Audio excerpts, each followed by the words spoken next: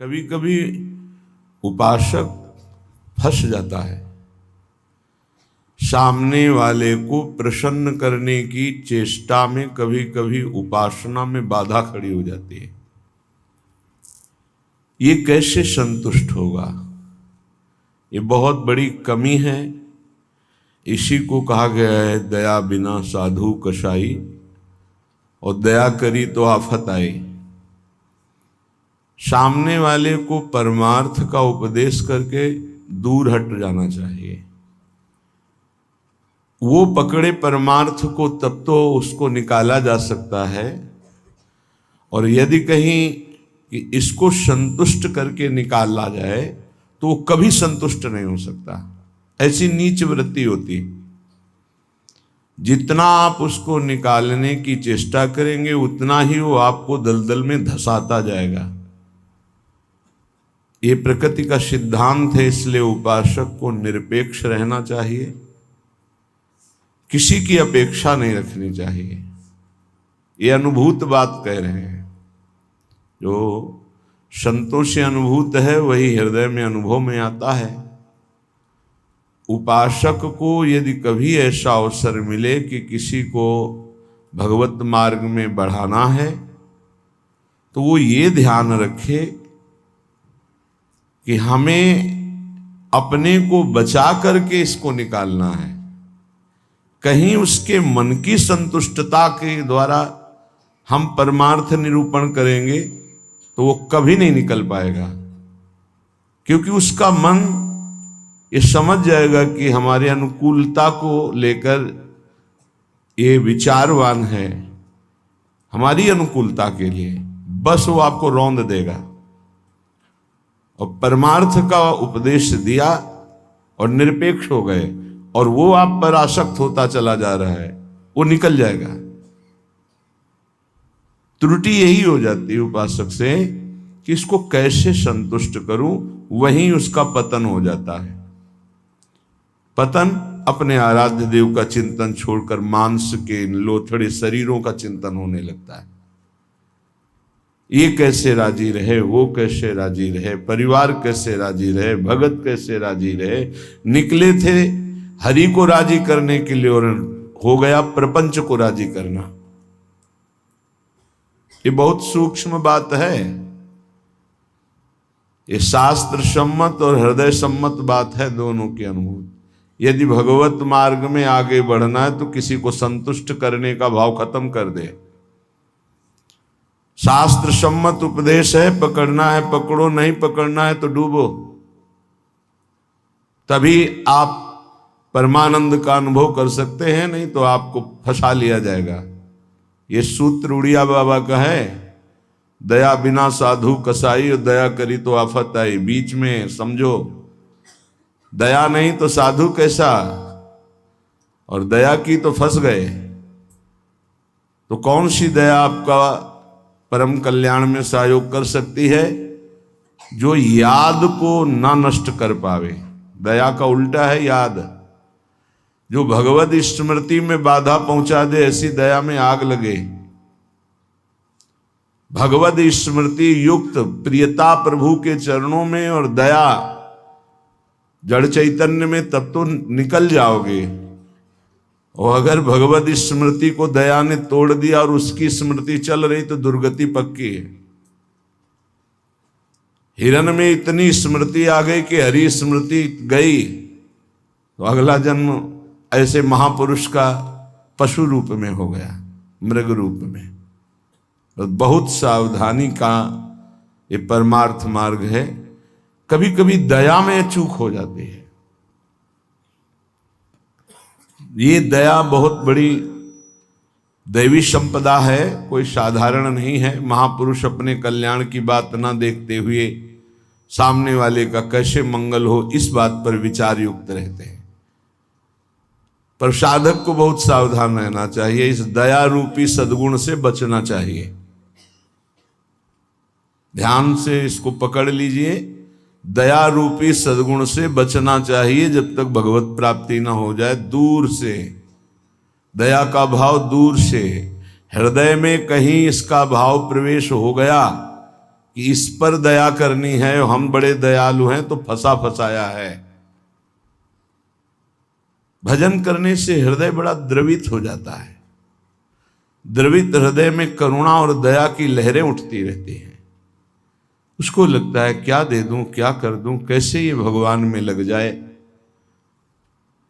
अच्छी बात है, पर व्यवहार में ये तुम्हारी बात कोई जान गया कि तुम इतने दयालु हो तो दुरुपयोग कर देगा, तुम्हारी इस दया का दुरुपयोग हो जाएगा। बहुत अच्छे से इसको समझ के बोल रहे हैं। इसलिए चाहे गृहस्थ हो चाहे विरक्त हो, यदि भगवत प्राप्ति करनी है तो दया रूपी सद्गुण को हृदय में दबा दो। बाहर से निरपेक्ष और उदासीन रहो। जब कभी भगवान ऐसी सामर्थ्य दें तो निरपेक्ष होकर के उससे कोई आसक्ति न रखते हुए उपदेश कर दिया और दूरी बनाए। नजदीकी बनाया तो फंसे, ये ऐसे है प्रपंची। नजदीकी बनाया तो फंसे, और फंसे तो तुम्हारी निंदा ये करेंगे, तुम्हारे ही विपरीत चलेंगे। बहुत सावधान। जैसे डूबने वाले को बचाने वाला जाए और चतुर तैराक ना हो, चतुर इसलिए कि अपने को बचा ले, तैराक इसलिए कि उसको भी निकाल ले, तो डूबने वाला पहला काम करता है बचाने वाले को डुबोता है और ऊपर उठ के सांस लेना चाहता है। बस ऐसे ही बहुत समुद्र में, प्रपंच में कामी क्रोधी लोभी ऐसे जो जन डूबे हुए हैं, साधु का कर्तव्य है उनको निकालना, पर परम प्रवीणता पूर्वक अपने को बचाते हुए,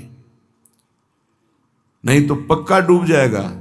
पक्का अनुभव की बात है। संतों की जो बातें होती वो छाती की बातें होती, पढ़ी लिखी बातों में उतना प्रभाव नहीं पड़ता जितना हृदय की अनुभूत बातों पर पड़ता है। फिर अनुभव होगा कि बड़ा इष्ट कठोर है, वो हमारी रक्षा नहीं की, हमको बचाया नहीं, हम संकट में फंस गए। तो इष्ट शास्त्रों में संतों के रूप में, गुरुदेव के रूप में उपदेश करते हैं। निरपेक्षम मुनिम शांतम निर्वैरम समदर्शनम। कहां यहां ऐसा लिखा है कि तुम ऐसी दया करो कि उसी का चिंतन करने लगो, उसी के गले लग जाओ, उसी को अपना मान लो? कहां लिखा है? निरपेक्षम, किसी की अपेक्षा नहीं।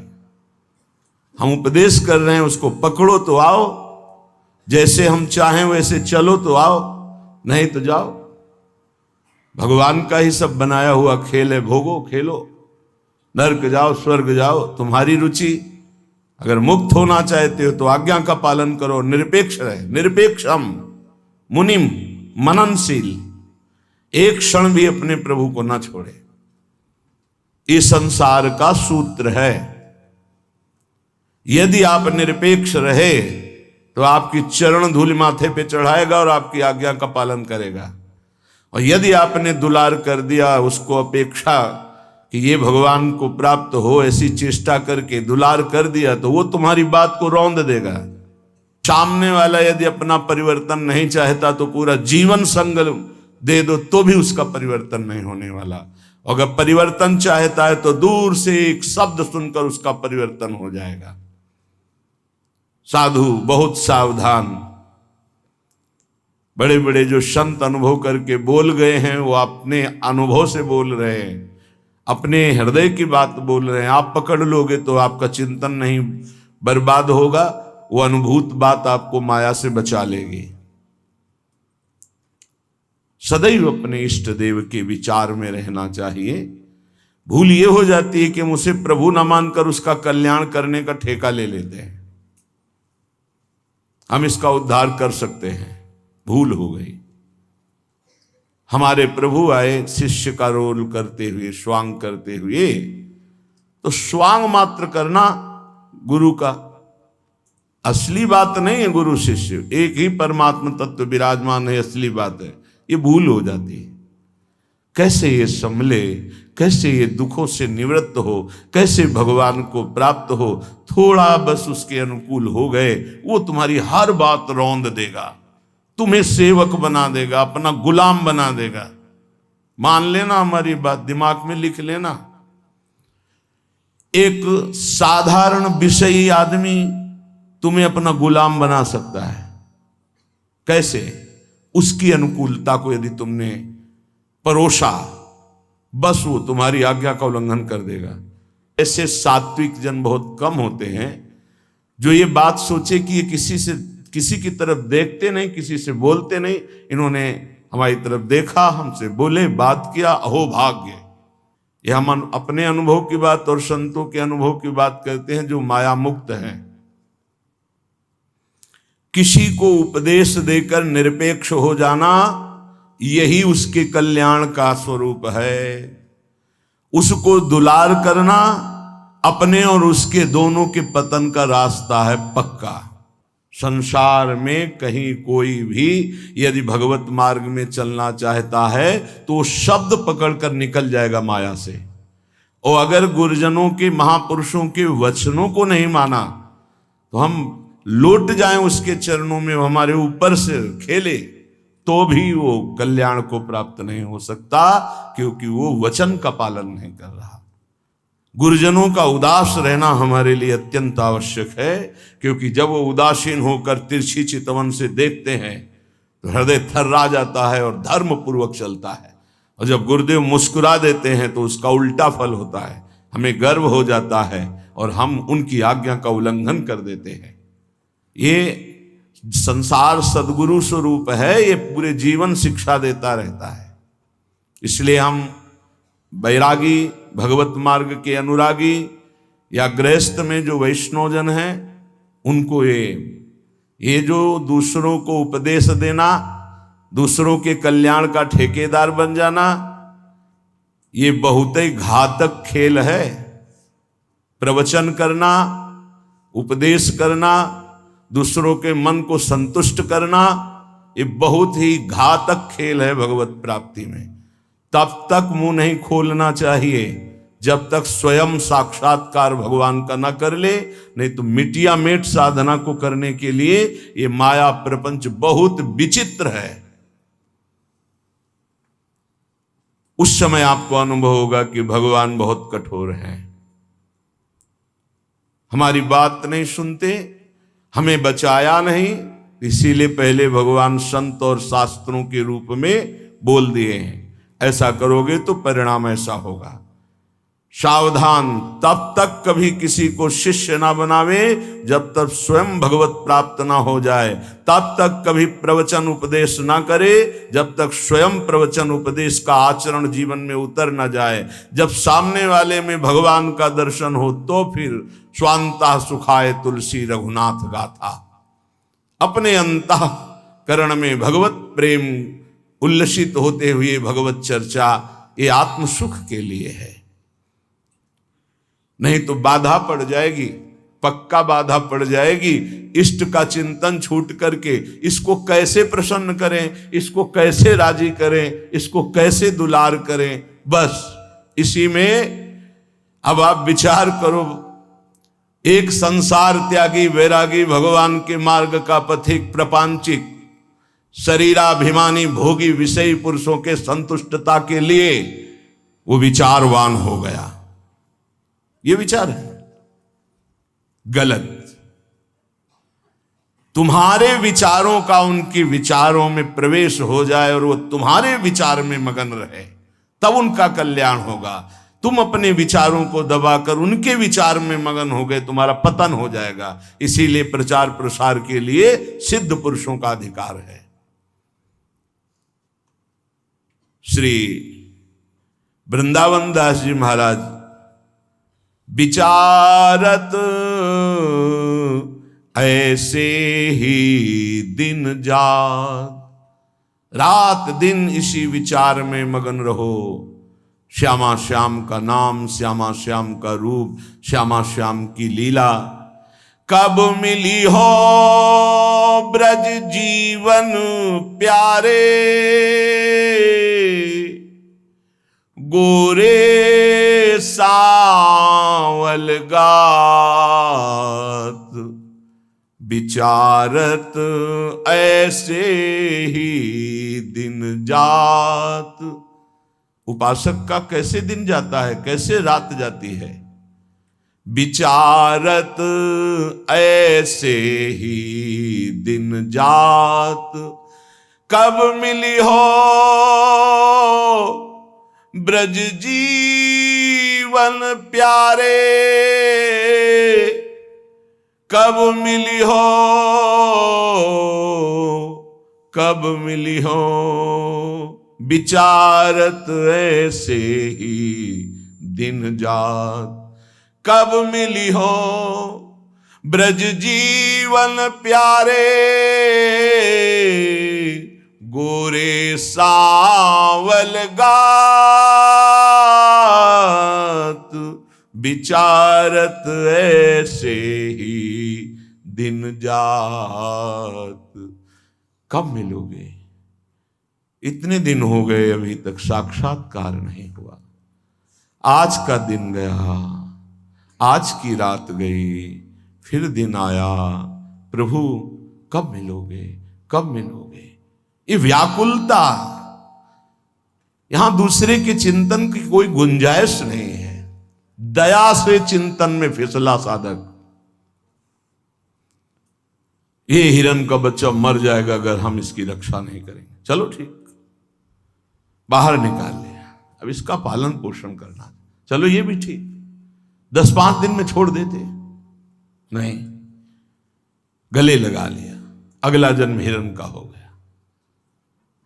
बहुत बुरी तरह साधक दया में फंस जाता है। आसपास ऐसा जाल बिछ जाता है कि निकलना मुश्किल हो जाता है।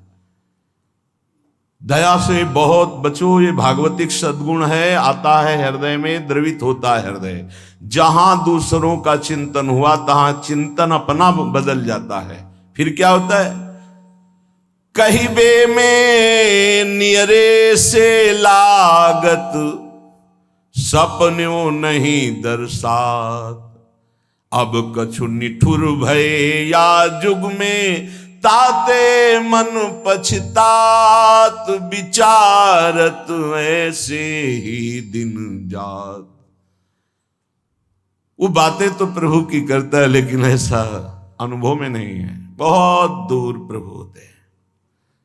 कहिबे में नियरे से लागत, सपन्यों नहीं दर्शात। स्वप्न में भी प्रभु नहीं आते। क्यों? गजब की बात है, साधक जीवन भर चिंतन को संभालता रहता है। दूसरे पर दया करके वो अपने कीमती चिंतन को दे दिया है, वो समझ नहीं पाता क्या हमारे से इनको मिल रहा है। इन्होंने अमोघ चिंतन छोड़ करके मुझे अपना लिया, मेरा चिंतन करते हैं, मेरे दोषों को मेरे सामने रखते हैं, मेरे को अपना मानते हैं, इसलिए प्राण न्यौछावर हो जाने चाहिए। लेकिन नहीं, वो प्राण ले लेगा उसके, अगर ऐसी गलती की कोई उपासक। निज अनुभव कहो खगेसा, वो तुम्हारे प्राण ले लेगा, वो तुम्हारी जीवन भर की चिंतन वृत्ति को रौंद देगा यदि तुमने दया कर दिया। इस बात को समझ लेना। संतों का संग क्यों सुना जाता है? शास्त्रों में वही सब लिखा है। उसको अपने अनुभव से डुबो कर बोलते हैं।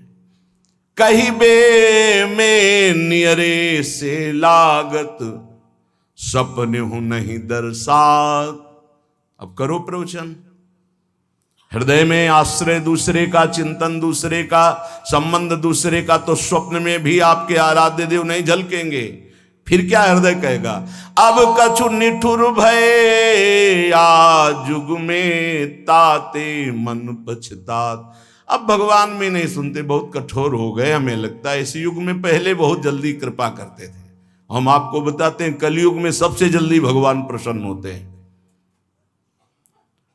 ठाकुर जी को जब यशोदा मैया रस्सी से बांधती हैं तो रास लीला में दर्शन करवाते हैं कि मैया ने कसम धरवानी शुरू की कि बंद जा लाला, हर रस्सी 2 अंगुल छोटी।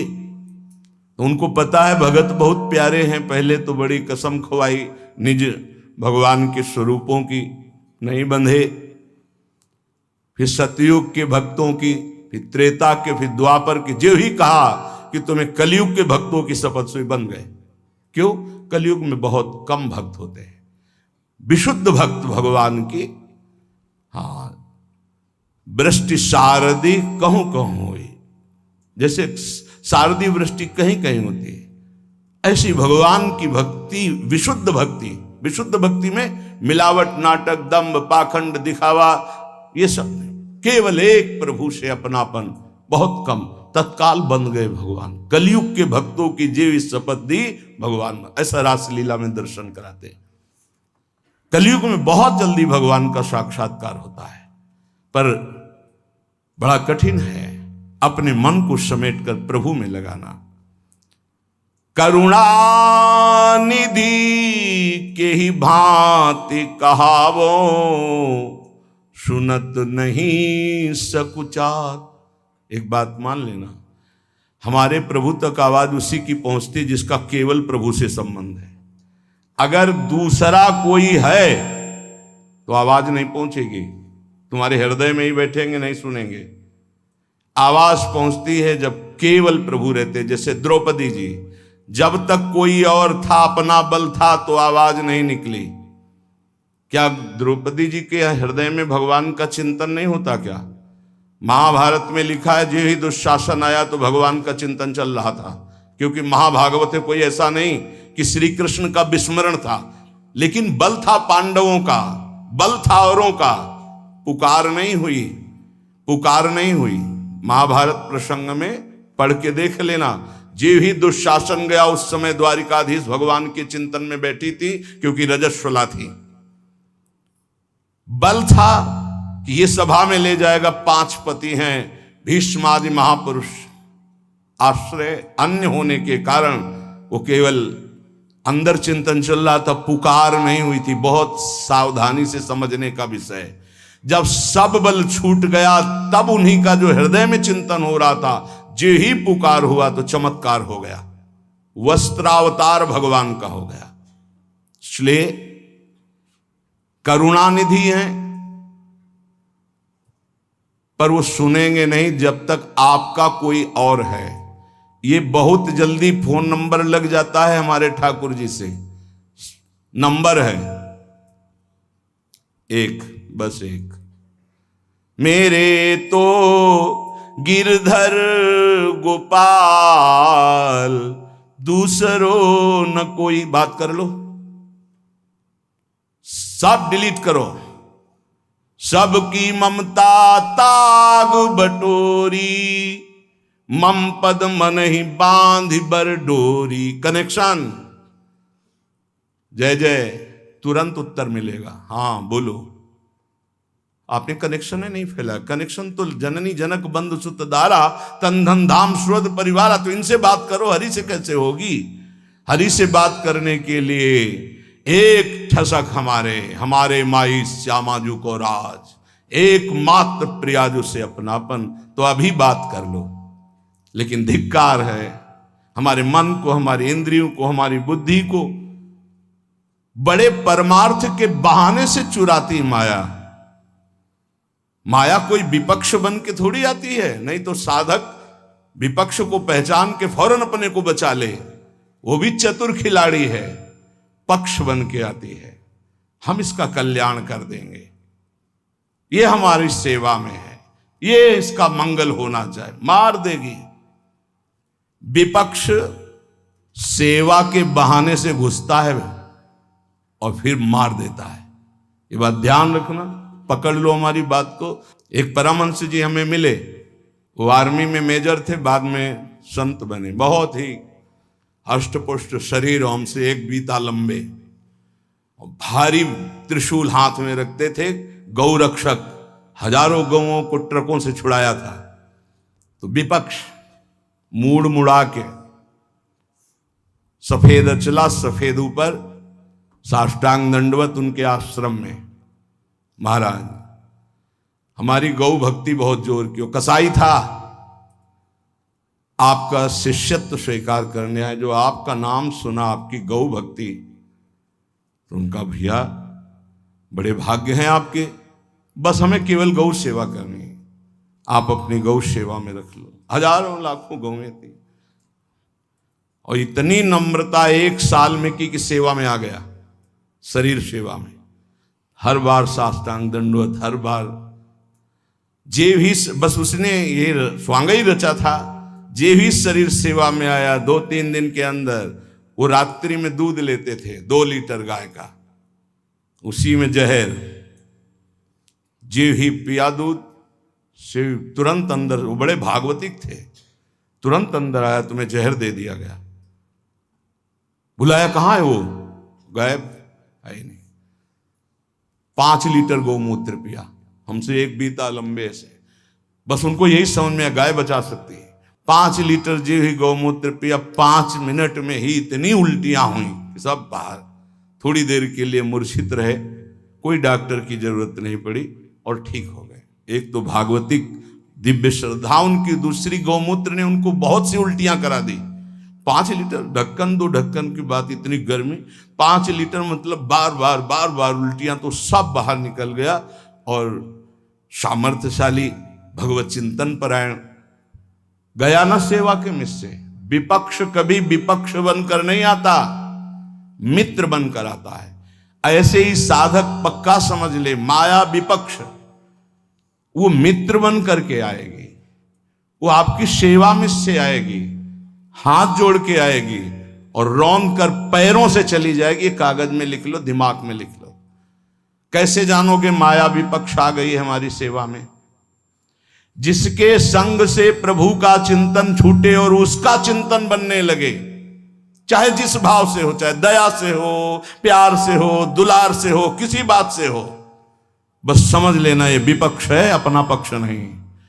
क्योंकि जिसके संग से प्रिया प्रीतम की स्मृति निरंतर चले वो तो अपना पक्ष, और जिसके संग से प्रिया प्रीतम का स्मरण चला जाए और उसकी स्मृति आ जाए तो जाके प्रियन राम वैदेही तजिए ताहे कोटि वैरी सम जद्यप परम स्नेही, परम स्नेही का रूप लेकर के आते।